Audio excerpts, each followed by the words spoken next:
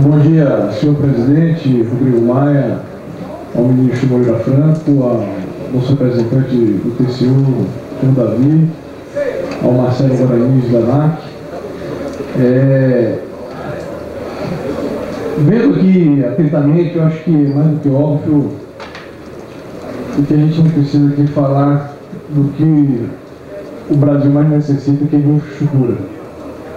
Isso em todas as áreas, essa comissão tem feito muito bem esse papel.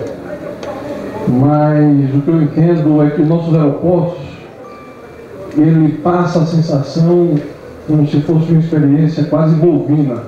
O passageiro ele é tratado tal qual um gado indo para um abate.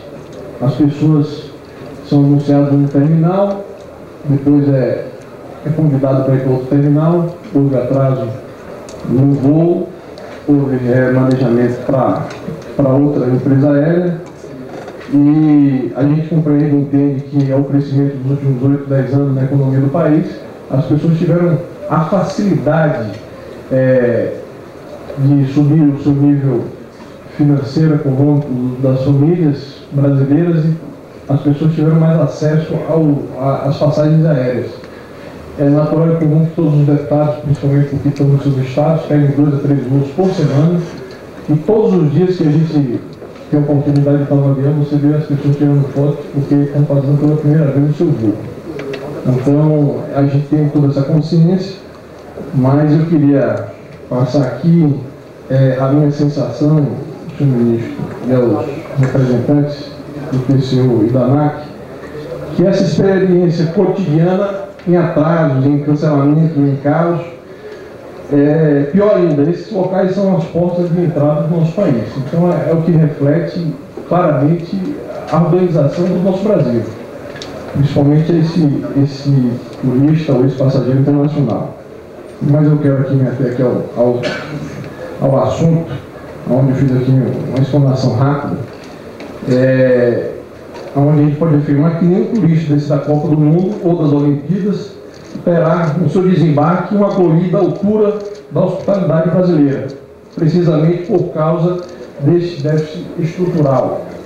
Mas já começamos a melhorar. O processo de concessão é um imenso avanço. Já foi explanado. Ele permite a distribuição de responsabilidades, onde existe capacidade de investimento, acoplando ainda a interação concorrencial nesse processo que pode reverter os anos de abandono. O senhor ministro já demonstrou uma perspectiva estratégica para os próximos passos. O primeiro destes é a segunda rodada das concessões. Tenho, porém, breves comentários acerca dessas intenções da SAC nesse processo. E espero que estes sejam interessados pelo senhor em especial, ao senhor ministro. Em especial sobre as 3 exigências dos novos leilões, que mostram as intenções do governo e precisam ser discutidas. São estas as necessidades de experiências prévias na gestão de aeroportos, com no mínimo 35 bilhões de passageiros ao ano. A restrição à participação das empresas que já administram concessões aeroportuárias e as exigências de participação de capital de 25% das suas concessionárias. A primeira restrição, senhor ministro, e aos senhores, ao meu ver, era o alvo de trazer a qualidade aos aeroportos. Nós ouvimos aqui tanto o Davi como o próprio ministro Marcelo a questão da qualidade e eficiência. E aí vem um questionamento. Nosso problema não é na quantidade de passageiros. O aeroporto de Guarulhos só vai chegar, segundo a prévia do escalonamento do crescimento do PIB, que eu até faço a pergunta, em que momento foi feito esse cálculo, projetando para ir um crescimento de 1% ou de 3,5%, o aeroporto de Guarulhos só vai chegar a esse número na base de 2015, de 35 milhões de passageiros. Então, aí se pergunta que dirá os outros hubs nacionais, né? O nosso problema é garantir a experiência de viagem agradável e digna aos passageiros. Novamente, não vamos aqui apenas contar cabeças, que essa é a grande, eu acho o grande drama. A restrição usada deve ser a de qualidade da experiência em tornar uma escala desagradável e um prazer em fazer o que aparentemente é o entrave em nossas oportunidades que vão ser agora nesse momento. A métrica, portanto, deve ser na linha de eficiência na gestão das verbas, eficácia no cumprimento das metas e avaliação feita pelos próprios passageiros. Enfim, uma análise qualitativa. Caso se crie uma linha divisória puramente numérica, que seja do tamanho do próprio aeroporto em concessão, que seja uma adaptação à nossa realidade.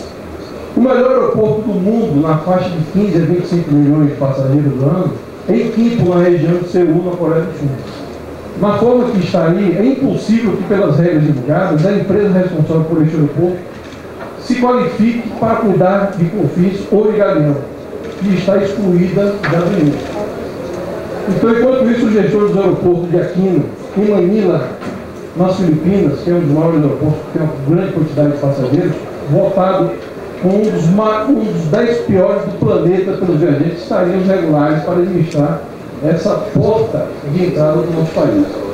Aí eu pergunto, em qual dos casos, senhor ministro, o senhor acredita que estaremos em melhores mãos? E qual destes cuidaria melhor dos nossos cidadãos? O segundo ponto que eu levanto aqui das restrições das empresas, os administros concessões nacionais, está ligado à mesma preocupação, a de agregar no máximo de conforto e eficiência ao passageiro. É irônico perceber que a experiência de melhorar os aeroportos exatamente no porto dos que serão concessionados não será aproveitada nas regras propostas, seja pelos vencedores pela primeira rodada ou seja pelos novos grupos interessados. As restrições às concessionárias que assumiram os aeroportos na primeira rodada me é inexplicável, mesmo porque tem sido alegado que a quebra de um potencial de monopólio, que já foi colocado inclusive pelo próprio TCU. É um argumento frágil. A defesa da concorrência precisa ser feita, eu acho, pelos órgãos que são competentes, que é o caso. A limitação divulgada pela SAC restringe ainda mais o número de empresas habilitadas. O seu efeito é o oposto do que declara a intenção. Então, somando as condições que citei anteriormente, lembro aqui que dos 10 grupos que disputaram a primeira rodada, apenas 5 qualificariam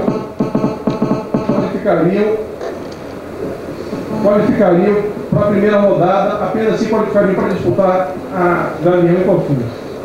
Então, para se perceber uma probabilidade embutida, temos 5 agentes disputando as duas vagas, muito longe de ser uma situação de concorrência na qual o mercado opera eficientemente. Ademais, quero que eu levanto aqui, um setor altamente regulado, como o aeroviário, que é que o próprio Renato colocou muito bem, não ainda há chance de execução de monopólio. As tarifas são controladas, a execução dos contratos deve ser meticulosamente cobrada, analisada e recobrada, isso tudo feito por decisão de legislação. O cenário deste processo ainda parece apontar para a entrega de nossas infraestruturas para as empresas que não necessariamente têm uma experiência correta, bem como são necessariamente os 25% de capital internacional e que terão graves problemas para se adaptar ao ambiente nacional de regulação de negócios, como já se é de praxe. As empresas internacionais já têm toda a dificuldade de entender o regulamento e as exigências do nosso país. E agora, no momento atual, onde foi aprovado aqui na Câmara ontem, um manifesto de repúdio ao que acabamos de descobrir aí, do último escândalo de espionagem americano, a necessidade que nós temos de manter uma estrutura crítica nas mãos nacionais. Me parece aqui que o risco a nossa soberania é entregar a chave de nossas portas, porque, obrigatoriamente, pelas regras propostas dentro desse novo pacto, serão no mínimo 1/4 do capital internacional. Então, 1/4 dessas empresas, que 25% é internacional. Essas são as minhas considerações, então, ministro, e ao TCU e ao presidente da ANAC, e peço aqui aos senhores e os expositores, ainda que lembre-se do efeito final de nossas decisões, não para um grupo de empresas ou de empresários ou meia dúzia de debatedores tratando do abstrato, mas sim do que a gente observa todos os dias. Tirando como exemplo, a gente colocar aqui um pai que pede um formatura de um filho porque perdeu o seu voo, uma mãe que está com recém-nascido que esperou 8 horas de atraso, ou um turista que tem no furto da sua bagagem a primeira impressão do nosso povo. E o que decidimos aqui vai definir as regras e as pessoas que terão o seu tratamento digno daqui para frente, com esse novo marco que a gente acaba de iniciar a discussão nessa comissão.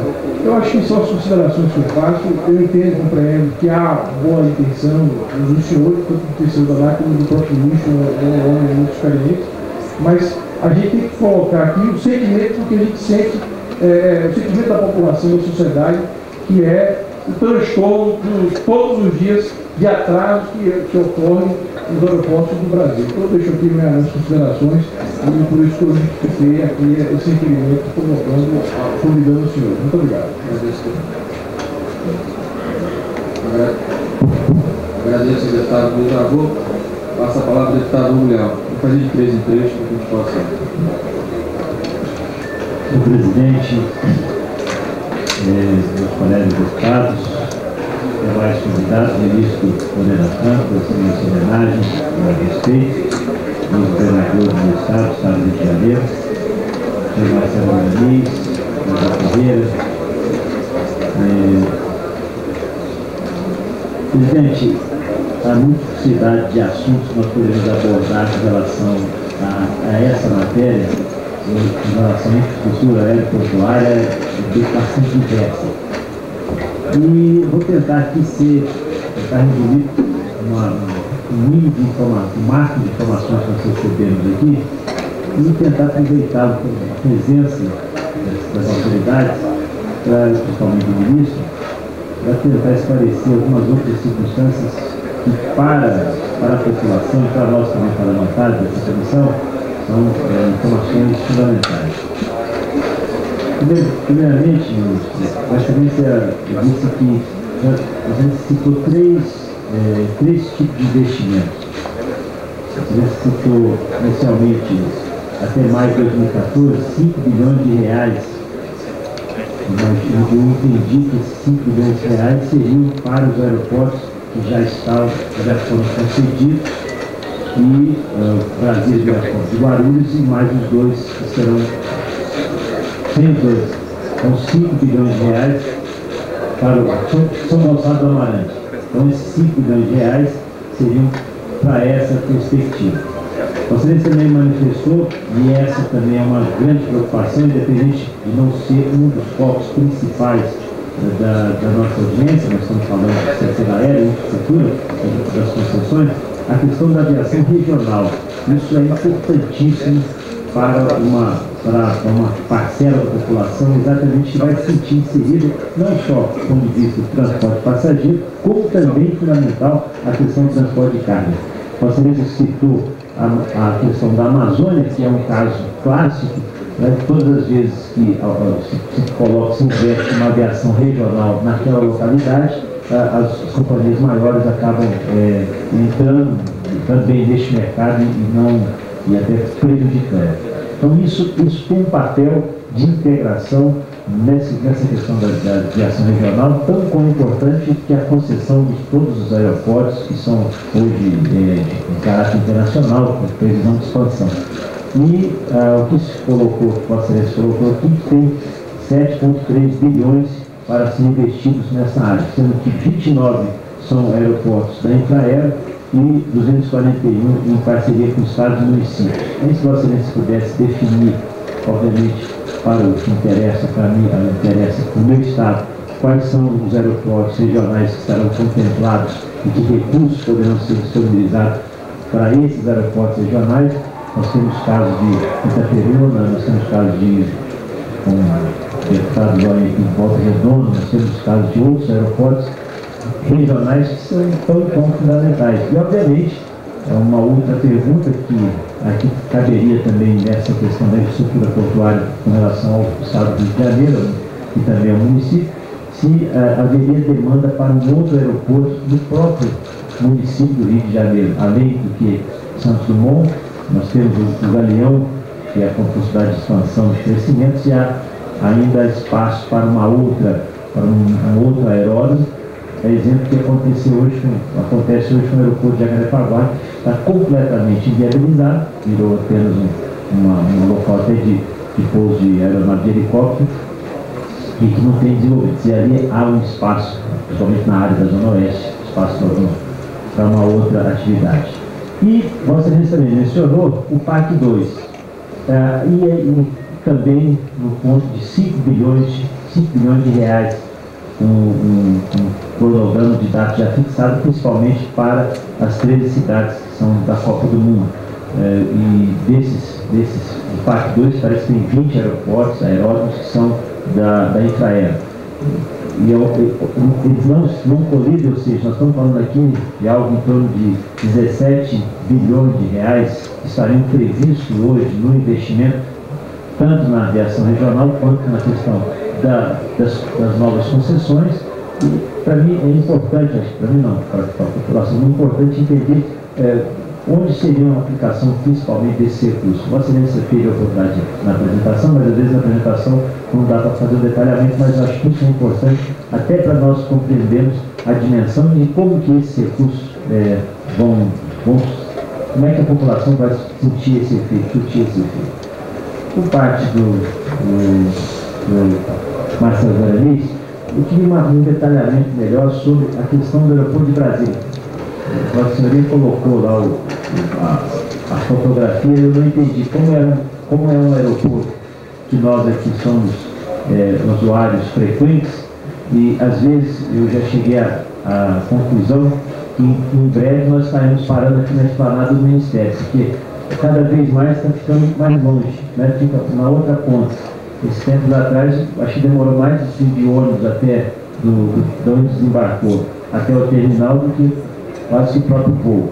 Mas isso é uma consequência, a gente vê que tem movimentação, obra, expansão, mas da situação atual com a situação pretérita, eu realmente não entendi, apesar de estar também na apresentação do TCU, bastante atento, bem aprimorada, não consegui dimensionar onde ficaria isso para mim não, para todas as pessoas é importante.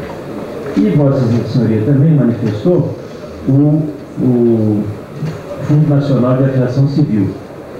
Né? Quanto tem hoje e qual é a perspectiva desse Fundo Nacional de Aviação Civil? Né? Qual é aí o próprio ministro pode manifestar também, como Vossa Senhoria trouxe essa informação, porque a gente tem uma experiência no país, eu acho que a experiência mais adiantada em termos de concessão são a questão das concessões rodoviárias.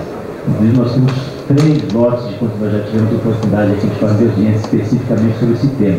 3 lotes de concessões rodoviárias. Nós tivemos o primeiro lote, que foi os idos de 95, 96, 97, com um conceito de outorga, e hoje estamos sofrendo dessas consequências, os fatores negativos desse primeiro lote. Nós temos o segundo lote que foi feito já nos anos de 2007, tem o Rio de Janeiro, mais uma vez foi palco e laboratório dessas outras concessões. Praticamente todas as rodovias federais do Rio de Janeiro são concedidas, e temos essa experiência do segundo lote, que foi um baixo valor de outorga, baixo valor de pedágio, mas em um tempo muito longo para os investimentos necessários. Eu estou trazendo esse exemplo da concessão rodoviária porque é o que a gente tem mais na prática. Nós estamos aí vamos fazer 20 anos de concessões rodoviárias, com alguns acertos e muitos erros. E de um lote para o outro tiveram aprimoramentos. E aí eu já passo aí a meu encerramento, a minha pergunta. Na apresentação do TCU, Dr. Davi, Vossa Excelência que trouxe a análise de estudos de viabilidade técnica e econômica, falando sobre a experiência de Guarulhos, Viracopos e Brasília, nessas ocorrências, nessas circunstâncias. Primeiro, dedução da subestimativa de investimentos, de 1 bi em Guarulhos, 1 bi em Viracopos, 500 milhões em Brasília. Caracterização dos investimentos mínimos obrigatórios, definição de indicadores de qualidade de serviço, de gestão ambiental e definição de área mínima do terminal de passageiros. E a necessidade de regulamentação do Fundo Nacional de Aviação Civil.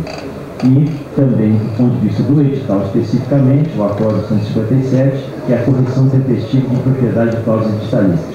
Como nós estamos aqui num ambiente bastante favorável, bastante positivo, acho que sim, se a casa aqui também cuidasse um pouco mais dessa atividade que é característica do Poder Legislativo, de fiscalizar, de atuar, obviamente nós evitaríamos muitos aborrecimentos futuros. Então eu queria saber por parte do TCU, nessa circunstância, dos próximos, dos que estão sendo apresentados agora, Galeão e Confins, obviamente Galeão me interessa particularmente por ser no meu estado, com relação aos, vamos dizer, em relação aos erros, ou com os aperfeiçoamentos que foram dados no primeiro lote, Guarulhos, Viracopos, Brasília, o que nós aprendemos que foi modificado e que nós aprendemos que nós estamos aprimorando com relação a essas duas novas concessões e, obviamente, tendo como característica principal o Galeão, que hoje deveria ser um hub internacional de grande utilização e ainda não se estabeleceu como tal. E aí a gente retoma também essa pergunta ao ministro Moreira Franco, exatamente dentro da expectativa que foi apresentada aqui, de 35 milhões de passageiros, o limite, aliás, isso me chamou a atenção aqui, tem um limite de 35 milhões de passageiros ano. Essa estatística aí é baseada no quê? Quer dizer, acima disso ficaria inviável, ficaria insuportável, ou abaixo disso também continuaria sendo inviável o aeroporto Galeão.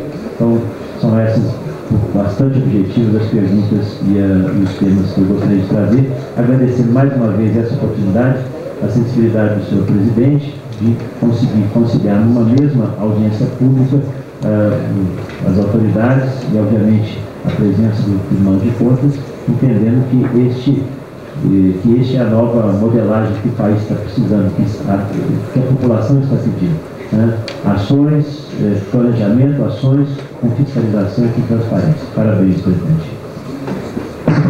Já deu forma a comissão que foi aprovado na Comissão de Relações Exteriores um outro requerimento do MTU, apesar de nós não termos conseguido aprovar a sessão conjunta, eu acho que é mais econômico para todos que o autor do requerimento da comissão possa participar como autor, né, do mesmo requerimento, para que nós não tenhamos outras audiências com o mesmo assunto. Passa a palavra ao deputado Alfredo Serquis. Bem, senhor presidente, ilustres convidados, nós tivemos na Comissão de Relações Exteriores e Defesa Nacional a audiência com o seu antecessor, uma coisa de um ano e meio atrás. E foi uma discussão rica. Eu me congratulo com o fato de Vossa Excelência ter assumido o Ministério da Aviação Civil, penso que traz toda uma envergadura ao cargo. E eu gostaria de abordar basicamente dois aspectos. O primeiro aspecto já foi aqui rapidamente abordado pelo deputado Argolho, que tem a ver com o universo concorrencial desse processo. Acho que Vossa Excelência foi bastante explícito e franco na colocação dos critérios, levantou uma série de dúvidas a respeito da competência das empresas de engenharia brasileiras ao longo do tempo, né, como é que elas foram evoluindo, né, em comparação, evidentemente, com um contexto mais internacional, e o aspecto da probidade, e em relação a isso há uma clara preocupação nesse edital de estabelecer para cada aeroporto a possibilidade de ele ser vencido por um grupo que não tenha o controle de outros aeroportos. Então, expresso uma série de exigências, e notadamente daquela que meu colega observou, que é uma determinação de um quantitativo de passageiros fixado aqui em 35 milhões e que é superior ao quantitativo atual de qualquer aeroporto brasileiro. Salvo engano, o mais movimentado seria Guarulhos e teria 33 milhões. Então, claramente, existe uma intenção, em primeiro lugar, é exatamente um pouco o contrário do princípio da gafieira, né? Que quem está dentro não sai, quem está fora não entra. Ou seja, o contrário, quem está fora entra e quem está dentro não pode ganhar concessões de novos aeroportos. Eu acho que se isso conduz ou não a uma melhoria de qualidade do atendimento, é uma questão em aberto. Eu vejo que é uma tentativa nesse sentido, e respeitável, mas resta saber se de fato isso alcançará o objetivo que foi proposto. O companheiro Argolho observou a questão quantitativa, que nem sempre a capacidade de já ter operado o aeroporto com 50, 60 milhões de passageiros que fosse, seria digamos, sinônimo de qualidade da operação. Poderia ser ou não. É sinônimo de ter experiência de operar com enormes volumes, mas não necessariamente preste o melhor serviço. Por outro lado, eu noto que, bom, tem a exigência de 25% seja um grupo fora do Brasil, não acho ruim, acho que nós temos sim que trazer experiência internacional. No entanto, existem aspectos de operação, existem aspectos de obras. No final das contas, empresas baseadas no exterior que venham a ganhar essas licitações, elas fatalmente irão se associar com empresas brasileiras. Então, na verdade, muito possivelmente, por vias travessas, alguns dos grupos que já fazem esse trabalho nos aeroportos, até porque seria, por exemplo, na questão de obras, seria um pouco absurdo excluir. Quem já fez uma obra em aeroporto fica proibido de fazer novas obras. Seria um contrassenso em função de que isso representa um acúmulo de experiência. Então, eu tendo a achar que essa formulação ela é confusa, ela pode vir a ser, eventualmente, até inócua. E pode não gerar o efeito que se pretendia, que é a melhoria da qualidade. Então, eu penso que deveria haver uma reflexão sobre esses aspectos. Agora eu vou passar a fazer algumas sugestões. Penso que talvez ainda seja tempo fazer algumas sugestões. Eu acho que a questão da qualidade do atendimento é uma questão fundamental. Então, eu acho que todos esses aeroportos, tanto os que já foram concedidos quanto os que serão concedidos, eles têm que instituir um mecanismo de avaliação permanente da qualidade de serviço daquele aeroporto por parte do consumidor, por parte do usuário. Seria de bom ver que ter uma ouvidoria, e além de uma ouvidoria, teria que ter um sistema permanente de aferição. O passageiro chegasse ali e pudesse rapidamente dar uma nota de avaliação a cada dia que passa em relação ao leque elementar de serviço dentro do aeroporto. Eu acho que isso é uma coisa absolutamente fundamental ser incorporada. Uma segunda discussão, o senhor ministro, eu gostaria de colocar, é o seguinte: eu não entendi por que não se associou a esse processo de concessão um componente de uso do solo. No seguinte sentido, você viaja por aí, praticamente todos os grandes aeroportos têm hotéis do lado. Nós não temos, você não tem nenhum hotel, salvo eu não ter percebido que é difícil, nem no aeroporto de Brasília, nem no aeroporto do Galeão, por exemplo. Mas, um terço de bomba, um quarto de bomba.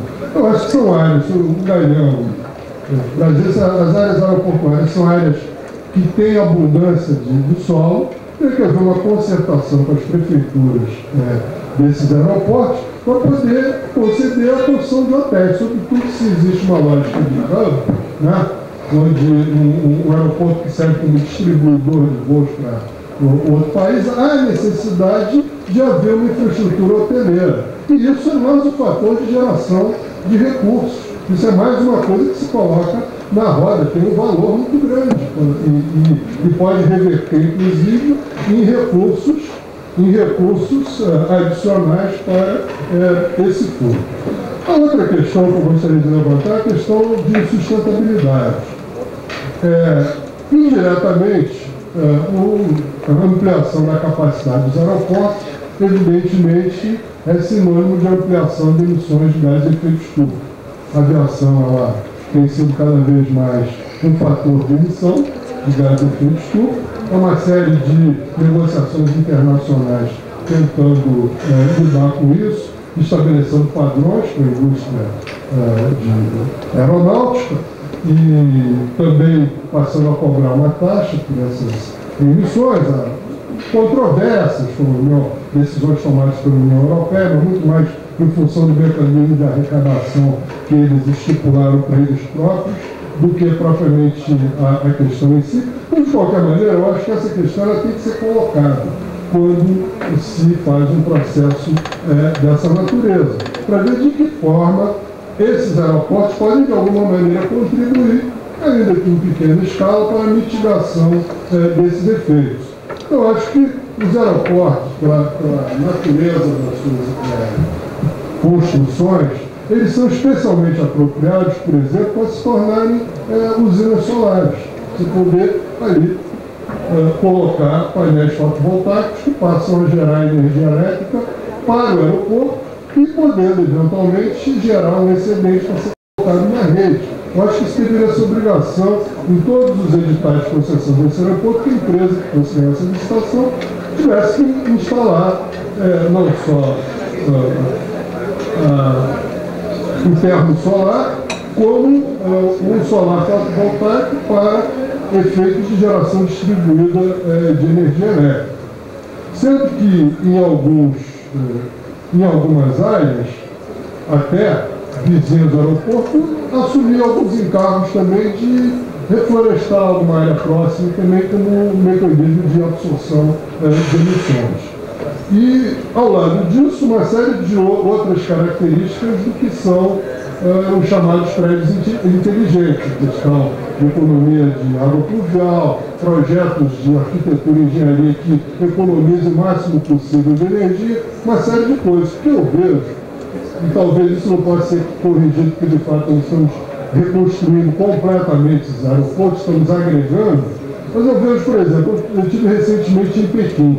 A inveja, ministro, que a gente sente quando desce naquele aeroporto projetado pelo Norman Foster, em Pequim, a inveja que dá aquilo, ela é enorme, porque o aeroporto bonito, vistoso, embora simples, e com uma operação de uma eficiência absolutamente extraordinária. Não perde tempo. Tudo, sabe? Aí vai no terminal 1 do aeroporto do Galeão, a gente cai em depressão no dia seguinte, porque quando cai no buraco. Então, me parece que o elemento que é comum da observação que o deputado Arroz fez aqui, eu faço, que é necessário colocar nesses editais, que hoje são meramente quantitativos, dizem respeito a números X, Y, tantos milhões, tantos percentual, tantos passageiros, colocar uma variável de natureza qualitativa, que é a qualitativa, e tentar entender qual é o tipo de concorrência que levará a melhor qualidade, que eu não sei se é esse, pode ser que sim, pode ser que não tenho uma posição a respeito, tenho apenas dúvidas, e por outro lado, incorporar nesses editais algumas preocupações da natureza dessas que eu levantei.